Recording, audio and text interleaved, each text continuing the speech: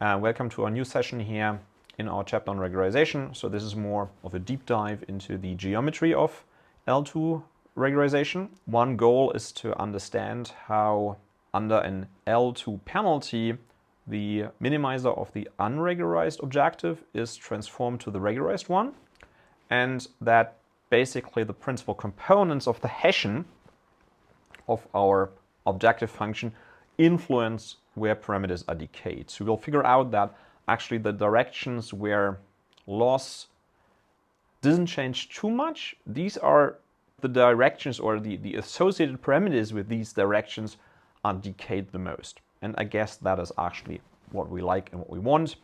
So let's take a look at this. So as a first step, we'll basically use two tools in this analysis. So first one is Taylor approximation, and then the second one is the spectral decomposition. So I very often say that there's a few, tools in linear algebra and calculus which you are using again and again and again, and which are super helpful. And here we are, in a certain sense, combining the two most useful ones. Okay, so let's start with a second order Taylor approximation of our unregularized objective. So we'll take a look at our empirical risk here. I'm not going to make too many assumptions about this.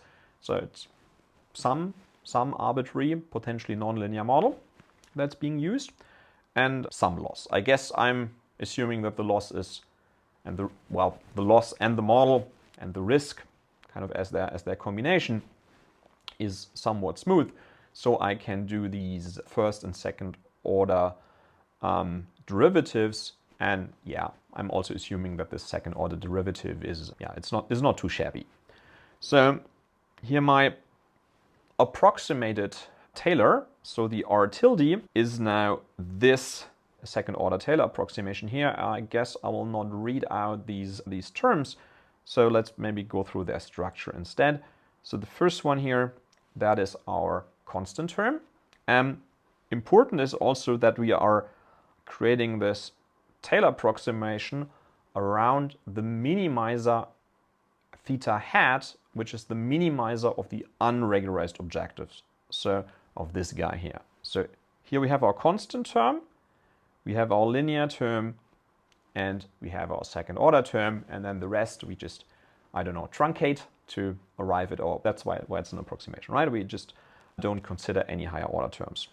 Capital H is the Hessian, and that's also evaluated at the minimizer theta hat because we develop around that point. Now, the first thing to notice, let me remove a few of these scribblings. The first thing to notice is that, well, if we are at the minimizer, then this thing here is going to be 0, because the minimizer needs to be a stationary point of our Rm function.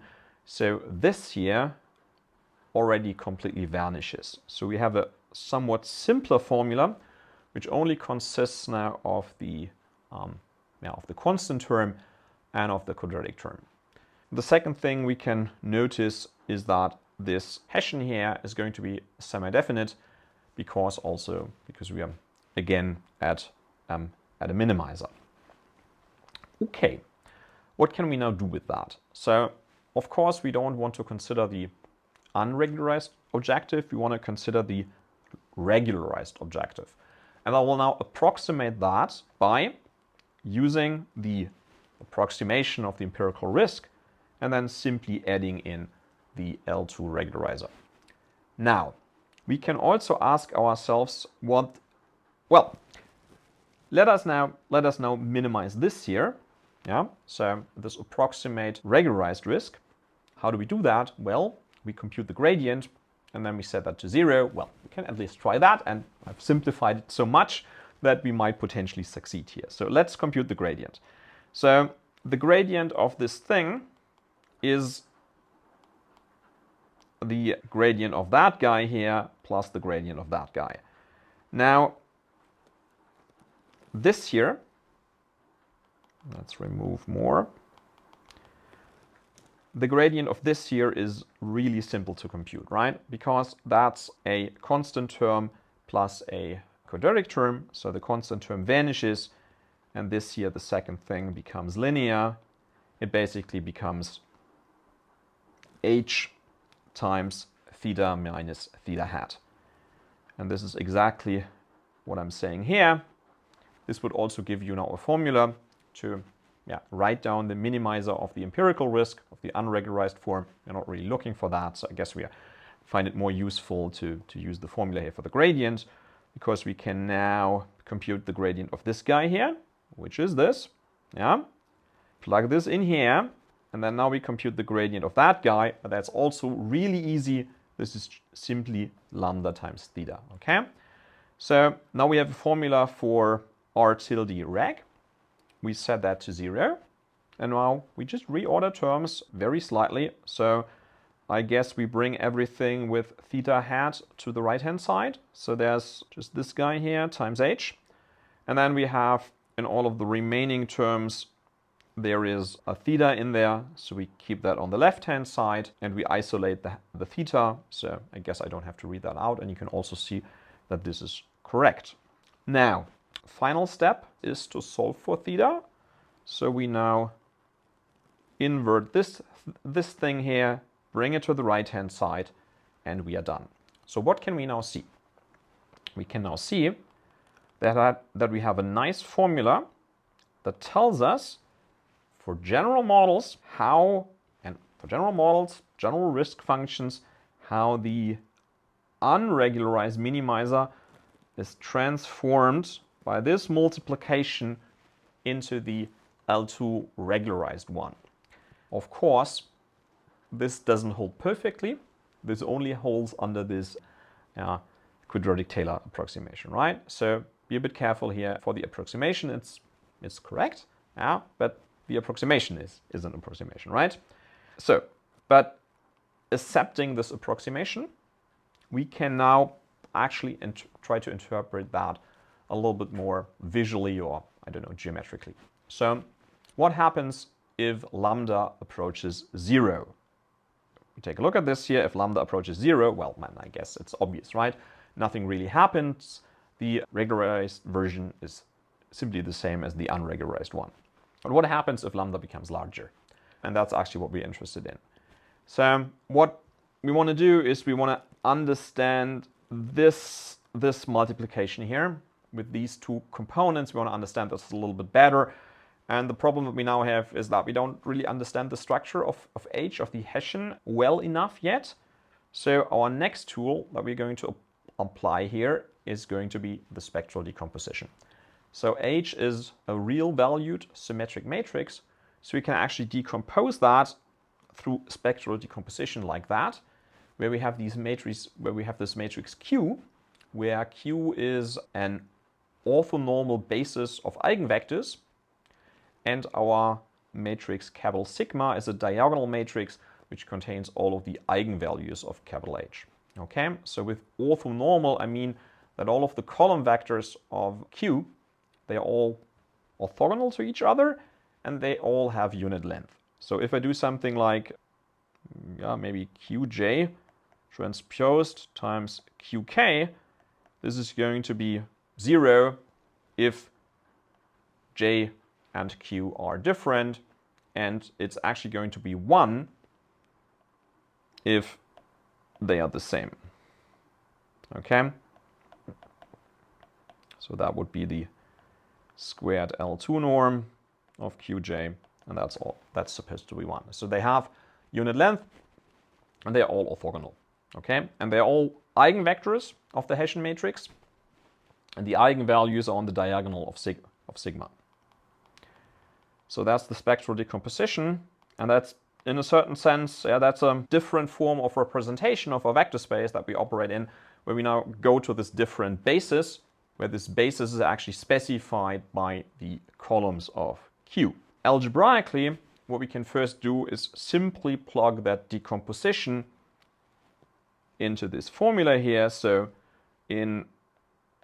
for each occurrence of H, we now insert Q times sigma times Q transposed. Okay, so just plug that in, plug it in here, and plug it in there. And I'm not going to read out the simplifications now. They are also really, really easy. So actually, let me check them whether they are really, really easy. Usually always the same thing happens here. So I guess we have to, okay, so I guess we are reordering terms a little bit. So yeah, first of all, we can easily see that the identity matrix that we have in there is the same as Q times Q transposed.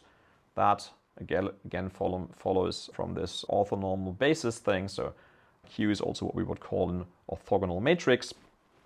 So Q transposed is actually the inverse of Q. So we can write the identity matrix like that, which means we can now here on the inside isolate Q on the left-hand side, put Q transposed to the right-hand side, and in the middle it leaves just sigma plus lambda times the identity.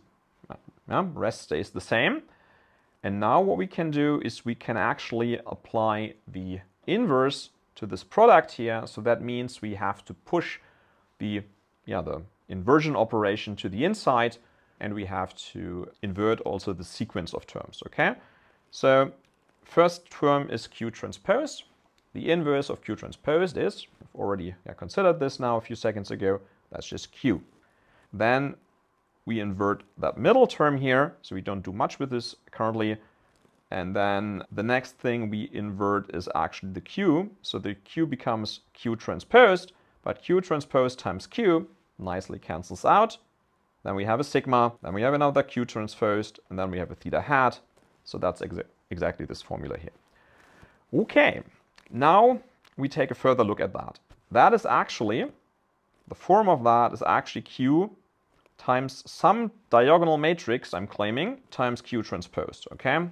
Actually, and the diagonal matrix D is this thing here, okay? Is that really diagonal? Well, must be, right? Because sigma is diagonal, the identity times lambda is diagonal. If we invert that, it's still diagonal. And then we multiply that with sigma again, capital sigma, which is again a diagonal matrix, but the whole thing is diagonal. It's also really easy to figure out what is on the diagonal, because it's exactly these terms here, okay? You should easily be able to check that. Well, sigma has on the diagonal, okay, let me do that. Sigma has on the diagonal the eigenvalues, okay? The eigenvalues all denote like that now. So we are at the jth entry. We add a lambda to that. We invert it. And then we multiply it again with capital sigma. So this here happens. And that's exactly our formula, okay? So this is what is now in the middle on the diagonal of this D matrix. And now comes the most important point, I would say. Simply interpret this geometrically. If you have seen the spectral decomposition a couple of times before, if you've seen things like the Mahalanobis transformation or principal component analysis, you should already know what's going to happen now. So we actually now want to interpret what happens if we, let me remove stuff again. I guess I'm writing a little bit too much on the slides here. So we actually want to understand now what happens when we do this, when we apply this multiplication here, step by step by step, from right to left to theta hat. So we see first there's the multiplication with Q transposed. That's actually going to be a rotation, okay? Because Q is an orthogonal matrix, so that's the rotation. That's the rotation, onto new axes. Then we do a multiplication with this diagonal matrix. This is actually stretching. This is stretching and compressing along the axes. And then we do another rotation Q, which is the inverse of Q transposed. So we actually rotate back to the original coordinate system. And this is exactly what I've visualized here. So first we do the rotation onto the new coordinate system. So we have this point here, our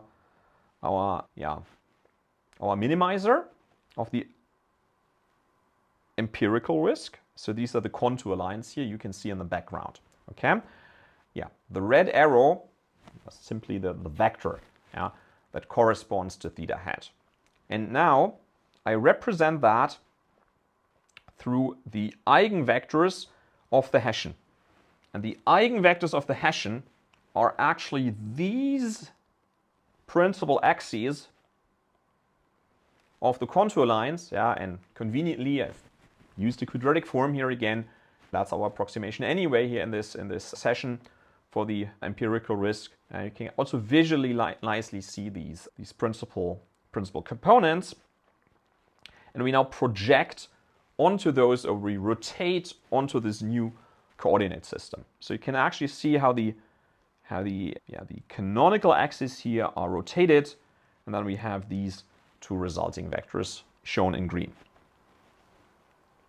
What happens next is that we now stretch or compress along these axes. And we do that by multiplying with this formula here, which we looked at before a few minutes ago. So, and that you can see here, and you can see there. So this is what happens with the green vectors when they are elongated, stretched, or compressed by this factor. Okay, so it's the eigenvalue, it's the resulting, the corresponding eigenvalue divided by the eigenvalue plus lambda, the regularization parameter. And after that, we rotate back and we arrive here at this yellow arrow, which is the regularized minimizer.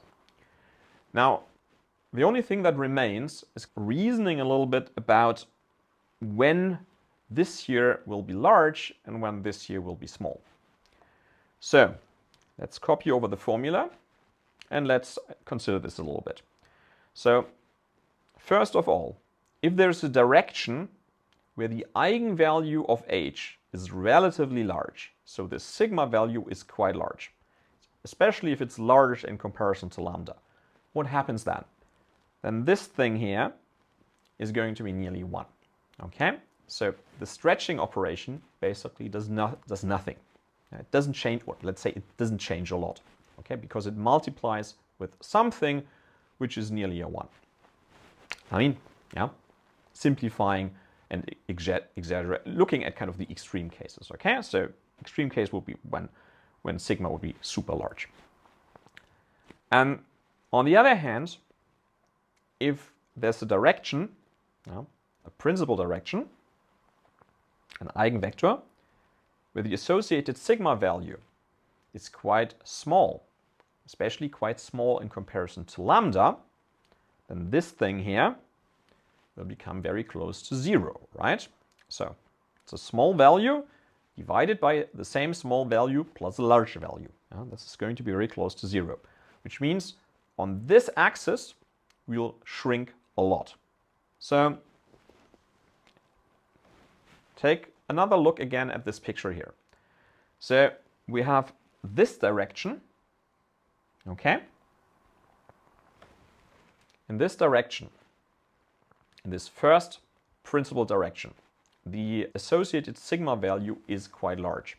That means the curvature in that direction is quite high, of this, of our RM function, of our unregularized empirical risk.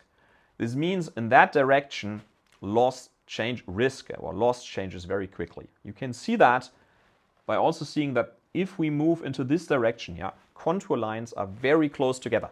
If we make very small steps into that direction, still loss changes quite quickly because we quickly hop from contour line to contour line. In that direction, when we apply regularization, we do not shrink too much here. We shrink only a bit. Now, for the second direction, in this simple 2D example, there's only one choice here because we have to be orthogonal.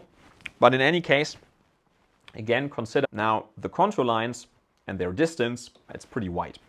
This means loss changes very slowly in that direction. We could also say curvature of our quadratic approximation is quite small. And this, again, or equivalently means that our associated eigenvalue sigma is quite small.